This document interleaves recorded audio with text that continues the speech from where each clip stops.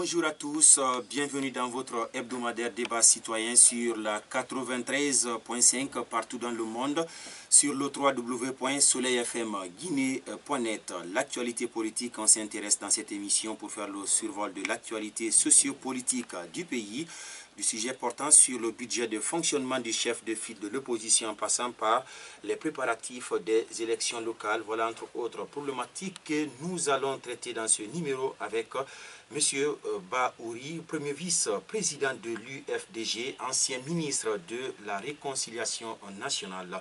Encore une fois, bienvenue à tous sur la 93.5 et excellente écoute à tous.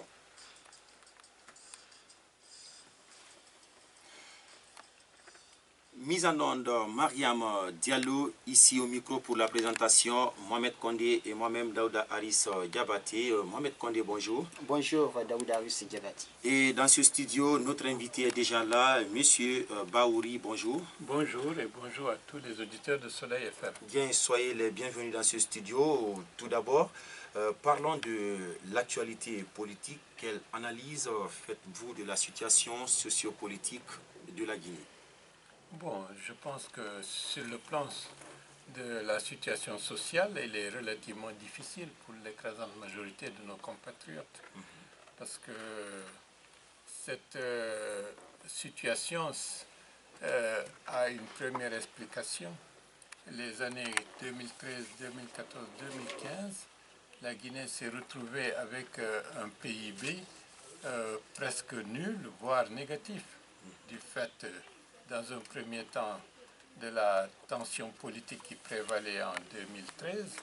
Par la suite, à cette tension s'est rajoutée la fièvre hémorragique Ebola 2014-2015, ce qui a abouti à une économie complètement atone et qui fait que le pays s'est appauvri.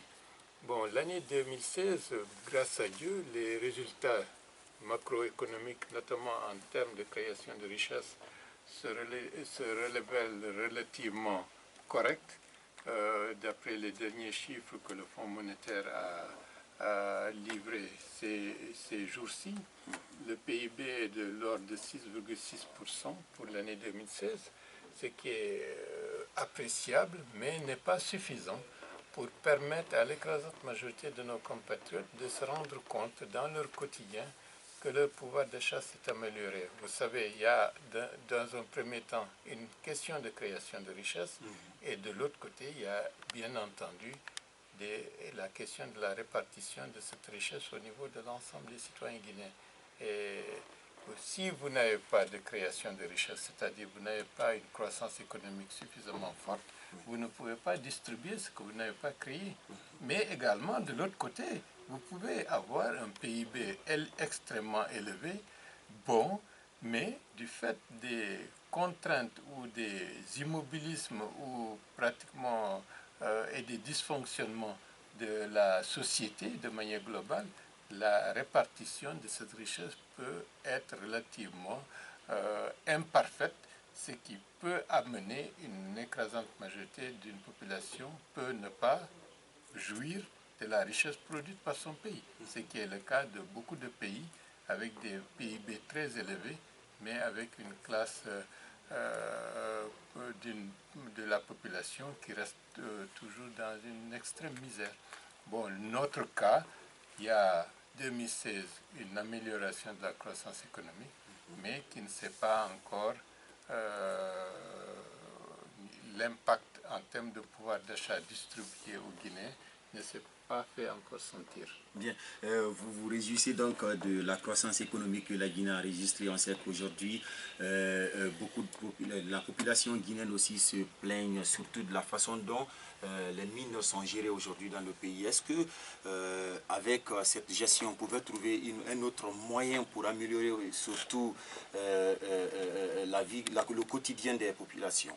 Bien, il y a plusieurs problèmes à travers votre question. La manière dont les mines sont gérées. Il y a l'aspect purement minier qui est une chose. Maintenant, la périphérie de la mine, c'est-à-dire les collectivités locales, les populations qui sont dans les zones minières, ça c'est un autre problème.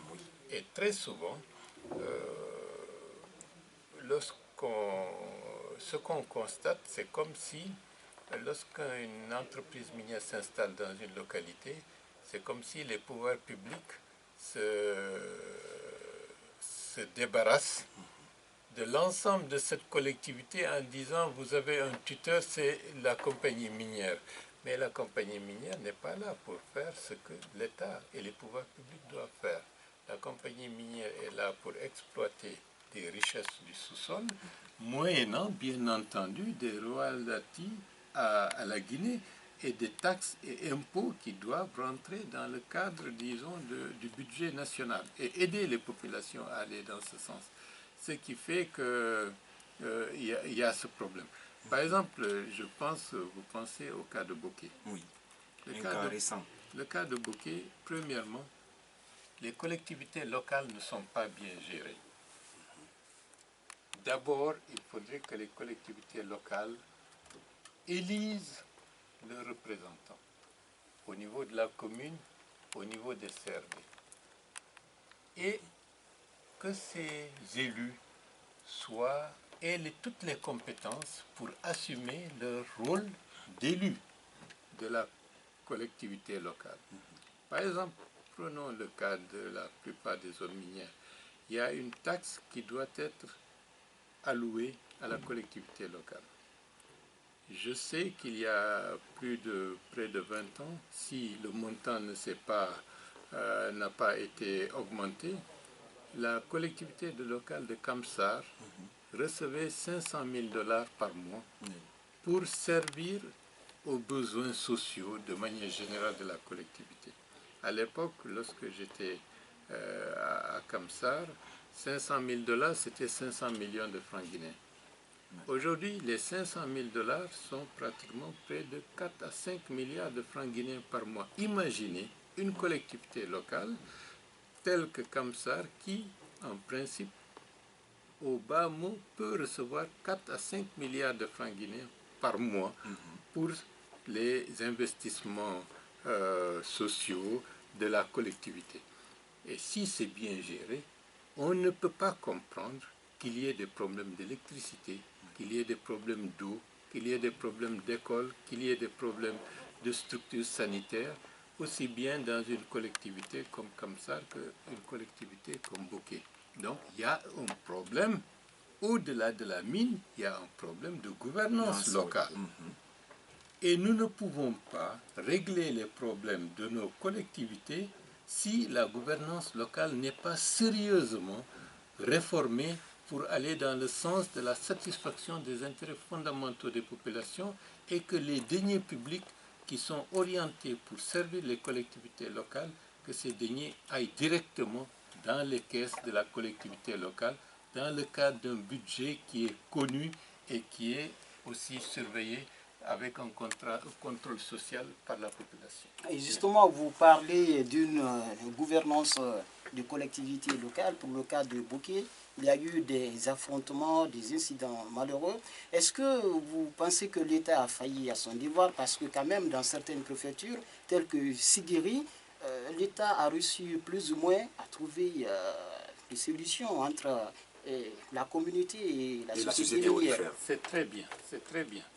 Il est bon de revenir en arrière pour avoir une perspective de ce qu'il y avait auparavant, de ce qui existe maintenant, pour qu'on puisse s'inspirer de bons exemples. Vous savez, lorsque le général Lansana Conté était au pouvoir, Sigiri était considéré comme la ville rebelle.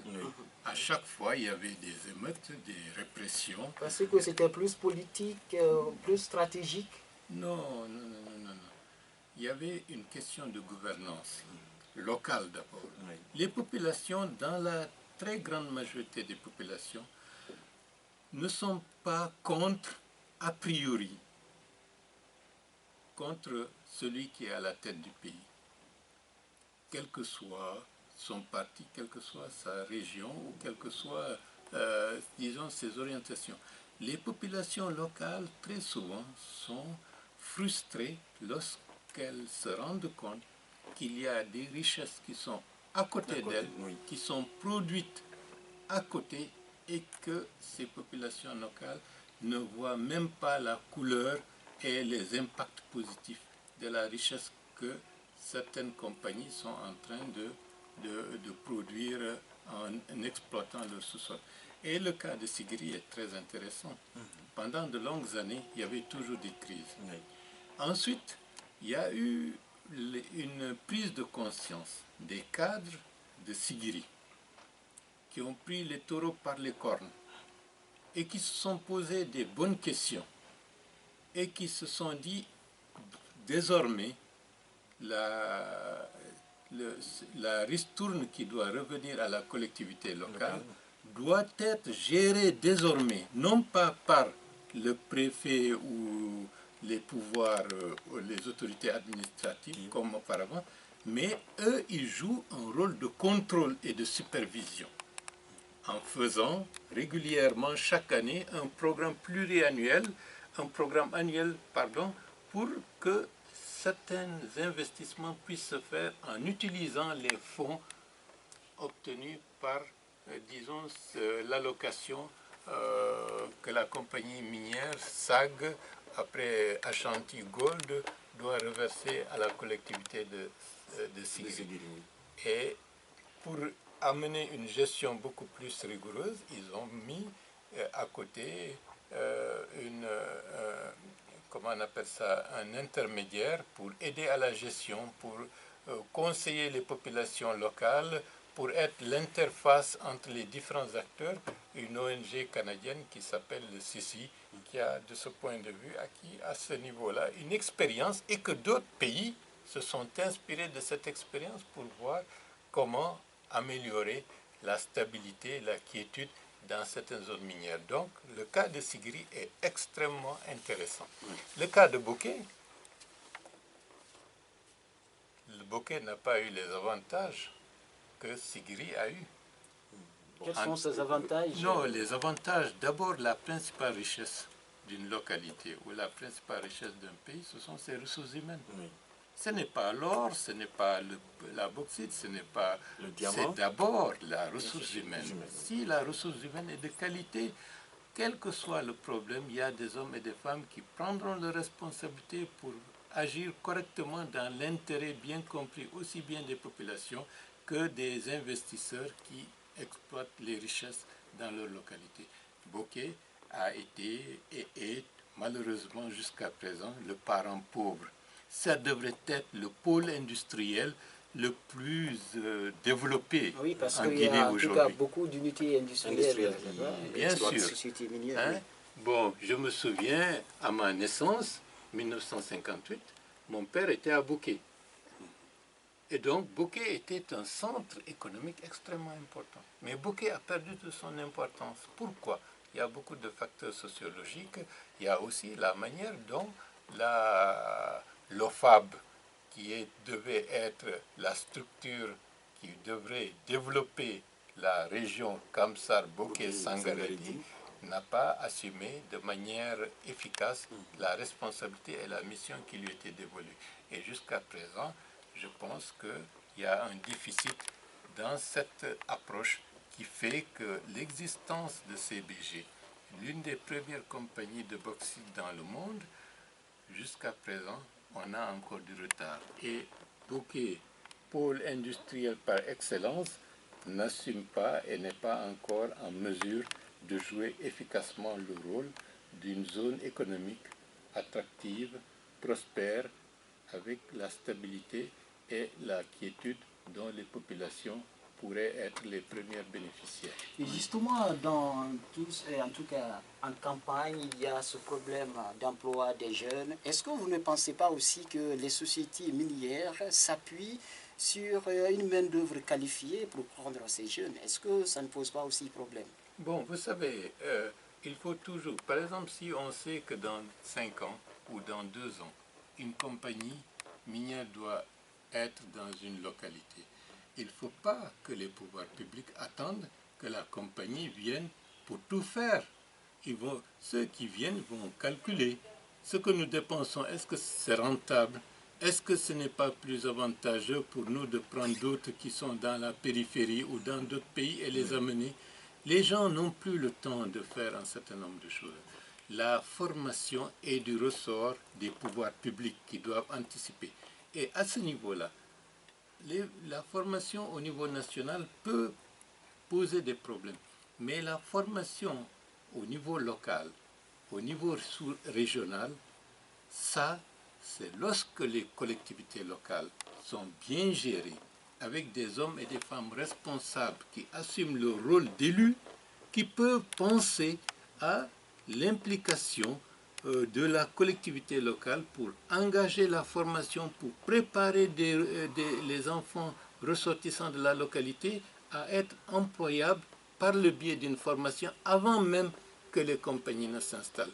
Mais si on veut attendre que lorsque les compagnies sont là, et on dit prenez les enfants n'importe comment, les gens vont dire nous ne pouvons pas le faire. Et ce qui fait que généralement les enfants de la localité où il y a l'exploitation minière se retrouvent défavorisés parce que les enfants de tous les coins du pays qui ont acquis une certaine formation, puisque le territoire est indivisible, vont aller là où ils peuvent chercher un emploi. Et s'ils sont les mieux préparés pour ça, il n'est pas étonnant de voir ces enfants-là être pris au détriment des enfants issus de la collectivité locale. Et très souvent, ça pose des problèmes. C'est le problème qu'il y a eu, que les populations de Bokeh dénoncent, c'est le problème qu'il y a eu aux Ogota. Donc, de manière d'ensemble, il y a des problèmes objectifs qu'il faut analyser de manière objective. Et là où il y a une création de richesse, notamment une exploitation minière, les pouvoirs publics doivent avoir une cartographie de la région et amener les collectivités locales à préparer les enfants de la localité à être en mesure d'être employés avant même que les compagnies n'entrent en fonction. Justement, vous pensez que l'État doit plus investir dans la formation professionnelle que d'autres domaines? C'est fondamental. La formation professionnelle, elle est la pierre angulaire pour nous permettre d'être efficaces, d'être productifs, d'avoir des hommes et des femmes en mesure de satisfaire les besoins d'une économie qui sont relativement très changeantes à l'heure actuelle. Par exemple, regardez un exemple. Aujourd'hui, il y a beaucoup de véhicules. Beaucoup de nos enfants, beaucoup de nos frères sont des mécaniciens. Mais la mécanique est en train de disparaître. Demain, si vous n'avez pas fait l'électronique, vous ne pouvez pas réparer un véhicule. Est-ce que nos enfants sont préparés à passer de la mécanique avec des tournevis, avec un marteau, avec des tenailles, à des ordinateurs pour tester qu'est-ce qui ne va pas, qu'est-ce qu'il faut changer? Vous voyez, le monde est en train de changer, les techniques sont en train de changer. Les populations, si elles ne sont pas préparées, elles se retrouvent littéralement abandonnées. Vous voyez l'extrême droite dans les pays européens. La cause essentielle de l'existence de ces mouvements d'extrême droite, c'est qu'une partie de la population de ces pays développés s'est retrouvée déclassée par un niveau de formation qui n'est plus adapté et qui font que ceux-là sont repoussés vers l'arrière. Et lorsqu'ils voient des étrangers mieux formés occuper des postes auxquels eux ils aspiraient, mais ils n'ont plus la formation requise pour ça, ça crée des tensions.